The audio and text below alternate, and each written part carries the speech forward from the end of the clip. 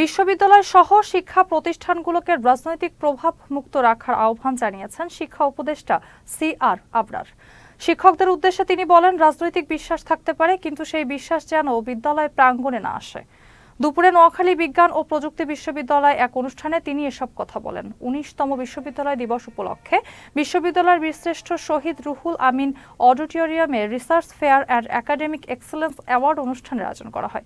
এতে প্রধান অতিথি ছিলেন শিক্ষা উপদেষ্টা। গবেষণায় অবদানের জন্য অনুষ্ঠানে ৭০ জন শিক্ষককে একাডেমিক এক্সেলেন্স অ্যাওয়ার্ড ও ৩১ জন শিক্ষার্থীকে ডিনস অ্যাওয়ার্ড প্রদান করা হয়েছে।